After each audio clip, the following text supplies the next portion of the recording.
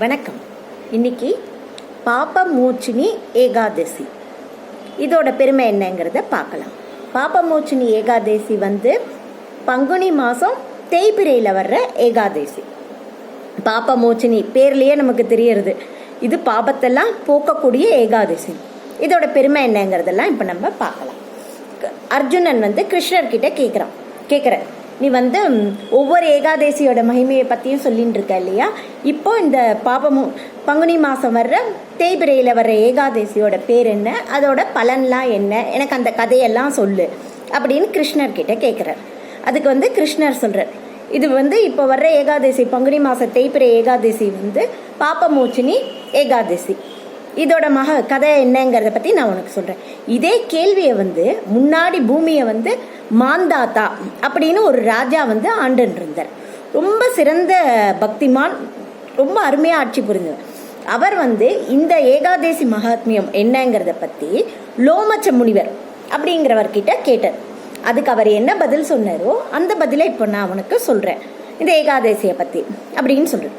அந்த கதை என்னென்னா, லோமச்ச முனிவர்கிட்ட மாந்தாத்தா கேட்குறார், மக்கள் எல்லாம் தெரிஞ்சோ தெரியாமலோ பாவங்கள்லாம் பண்ணுறா இல்லையா, அந்த பாவத்திலேருந்து விடுபடுறதுக்கு ஏதாவது ஒரு ஈஸியான வழி இருந்தால் சொல்லுங்கோ அப்படின்னு லோமச்ச முனிவர்கிட்ட கேட்குறார்.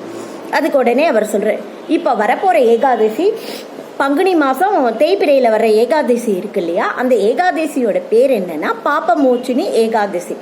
அந்த ஏகாதசி நம்ம இதுவரைக்கும் தெரிஞ்சோ தெரியாமலோ பண்ணியிருக்கிற பாபம் எல்லாத்தையும் போக்குறதோட இல்லாமல் நற்கதியும் கடைசியில் அழிக்கும். ரொம்ப அருமையான ஏகாதசி. இந்த விரதத்தை கண்டிப்பாக ஒருத்தர் சரியான முறைப்படி ஃபாலோ பண்ணான்னா அவளோட பாபங்கள் எல்லாம் அழியப்படும் அப்படின்னு சொல்லிட்டு இதுக்கான கதையை சொல்கிறேன். முன்னாடி ஒரு காலத்தில் சைத்திர ரத் அப்படின்னு ஒரு பேரில் ஒரு அருமையான காடு ஒன்று இருந்திருக்கும். ரொம்ப அழகான காடு. அந்த காட்டில் பார்த்தா எல்லா நேரமே வசந்த காலங்கிற மாதிரி எல்லா விதமான பூக்களும் பூத்து ரொம்ப நல்லா இதுவாக இருக்கும். அவள் தேவலோகத்திலேருந்து தேவேந்திரன், மற்ற அப்சரஸ்திரீ, நிறைய பேர் கந்தர்வர் கிண்ணர்லாம் சொல்லுவா இல்லையா, அவள் எல்லாருமே என்ன பண்ணுவான்னா அவளோட பொழுதுபோக்கு இடமா இந்த சைத்திர காடை யூஸ் பண்ணிட்டு இருக்கா. அங்கேருந்து இங்கே அவள் உல்லாசமாக இருந்துட்டு போகிற மாதிரி இருக்கு. இவா இவ்வளோ உல்லாசமாக இருக்கிற இடத்துலையே என்னென்னா நிறைய முனிவர்களும் என்னென்னா தவம் பண்ணிட்டு இருக்கா. இந்த பக்கம் அவள் முனிவர்கள் தவம் பண்ணிட்டு இருக்கா, இங்கே இவாள்லாம் தேவலோகத்திலேருந்து நல்ல பொழுதுபோக்குக்கு அந்த இடத்த உபயோகப்படுத்திட்டு இருக்கா. ஏன்னா அந்த இடம் அப்படியே கண்ணை கவர்ற மாதிரி எவ்வளோ அருமையாக இருக்கும். சூரியனே உள்ளே வர முடியாத அளவுக்கு அவ்வளோ மரம் அடர்ந்து பூக்கள்லாம் நல்லா பூத்து ரொம்ப இதுவாக இருக்கும். தினமே அங்கே வசந்த உற்சவமாக விழாதான் நடந்துட்டு இருக்குமா. அவ்வளோ அழகான இடமா இருக்கு. இங்கே மேதாவின்னு ஒரு ரிஷி ரொம்ப வருஷமாக நெடுங்காலமாக தவம் பண்ணிட்டு இருக்க. அவர் தவம் பண்ணனால என்னென்னா அவரை சுற்றி ஒரு நெருப்பு வளைய மட்டும் இருக்குது. அங்கே இந்த அப்சர ஸ்திரீகள்லாம் வரா இல்லையா, வர்றவாள்லாம் என்னென்னா இவரை பார்த்து ரொம்ப ஆசைப்படுவாள். இவர் மேலே மோகம் கொண்டு கிட்ட போகணுன்னு பார்ப்பான். ஆனால் என்னென்னா அவர் பக்கத்தில் இருக்கிற அந்த நெருப்பு என்னென்னா யாரையும் கிட்ட நெருங்க விடாது. அவ்வளோ தவ வலிமை அவருக்கு. இப்படியே இருந்துருக்கு. இப்போ என்னென்னா மஞ்சு கோஷா அப்படின்னு ஒரு அப்சர ஸ்திரீ, அவன் என்ன பண்ணுறான்னா தேவலோகத்துலேருந்து இங்கே வரா. இவரை பார்த்தோன்னா உண்மையாகவே அவர் மேலே மோகம் கொள்றா, அவரை விரும்பவும் ஆரம்பிச்சிடுறான். ஆனால் என்ன, எல்லாரும் சொல்லியிருக்கா ஏற்கனவே அவர் பக்கத்தில் போகவே முடியாது, ஏன்னா அவரை சுற்றி நெருப்பு வளையம் இருக்கு அப்படி. அதனால இவன் என்ன பண்ணுறா, அவர் பக்கத்தில் போல வேற ஒரு வழியை யோசிக்கிறான். யோசிச்சு என்னன்னா, அங்கே எல்லா முனிவர்கள்லாம் பர்ணாசாலை ஒரு குடில் மாதிரி அமைச்சிருக்கா இல்லையா, இவளும் என்ன பண்ணுறா, இவர் கண் பார்வையில் படுற மாதிரி ஒரு இடத்துல ஒரு குடில் அமைச்சுக்கிறான். குடில் அமைச்சிட்டு அங்கே உட்காந்து நல்லா பூக்கள் எல்லாம் எடுத்து தொடுத்து அவருக்கு, அதாவது தவைவாலாம் எப்படி இருப்பாளோ அது மாதிரி இது பண்ணி கையில் வீணையை வச்சுட்டு பாட்டு பாடுறது, வீணை வாசிக்கிறது, அது மாதிரியெல்லாம் அவள் பண்ணிட்டு இருக்கா. இவருக்கும் என்ன ஆகுதுன்னா, ஏற்கனவே தேவேந்திரனோட இது என்னன்னு தெரியும். யாராவது ஒருத்தர் ரொம்ப தவம் பண்ணால் அதை கெடுக்கணும்னு அவன் நினைப்பான். மன்மதனும் என்ன பண்ணுறான், கரெக்டாக இவாளை இது பண்ணணுங்கிற மாதிரி மன்மதனோட இது இருந்தது. அந்த நேரம் அவன் மன்மதனும் பார்க்குறான், இங்கே இவளும் மஞ்சு கோஷாவும் வந்திருக்கா. ஸோ அவர் தன்னை அறியாமல் யார் இவ்வளோ அருமையாக பாட்டு பாடுறான்னு ஒரு நிமிஷம் கண்ணை திறக்கும் போது என்னன்னா அவளை கண்டு மயங்கிடுறார். மயங்கி அவளோட சந்தோஷமாக இருக்க ஆரம்பிச்சிடுறார். இந்த தவம் எல்லாத்தையும் மறந்து போயிடுறார். இந்த சிற்றின்பத்திலேயே மூழ்கி ரொம்ப வருஷமாக இருக்கார். கடைசியில் அவள் ஒரு நாள் என்ன சொல்கிறான்னா, நான் என்னோட வீட்டுக்கு என்னோட இடத்துக்கு போகணும் இல்லையா, சொர்க்கலோகத்துக்கு நான் கிளம்பி போகிறேன், ரொம்ப நாள் ஆயிடுது அப்படிங்க. உடனே அவர் சொல்கிறார், இப்போ தானே நீ சந்தியா நேரத்தில் தானே நீ வந்திருக்க, இன்னும் சூரியனே வரல பாரு, சூரியன் வந்தவொடனே சூரியன் உதயமானவொடனே நீ போயிடு அப்படிங்கிற. அவளும் சரின்னு இவர் மேலே இருக்கிற மயக்கத்தில் ஓகேன்றா. இப்படியே ரொம்ப நாள் ரொம்ப வருஷம் போயிடுறது.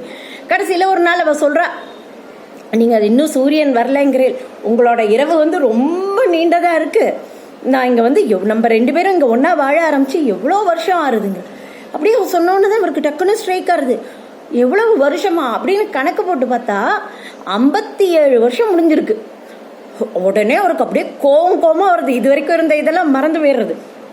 இவ்வளோ நேரம் ரசிச்சார், இப்போ அவளை பார்த்தா வந்து ஒரு கால நாட்டம் தன்னோட தவத்தை கெடுக்க வந்த இவளாட்டம் வந்து ரொம்ப கோவம் வந்துடுது அவளுக்கு. உடனே நீ வந்து தேவேந்திரன் அனுப்பிதான் நீ வந்து என்னை கெடுத்திருக்க, இப்பவே உனக்கு சாபம் தரேன், நான் எவ்வளோ அருமையாக தவத்து வாழ்க்கை வாழ்ந்துட்டு இருந்தேன், என்னை இது பண்ண பார்த்தியா, நீ இப்பவே ஒரு பிசாசா போக கடவுது அப்படின்னு சாபம் கொடுத்துரு.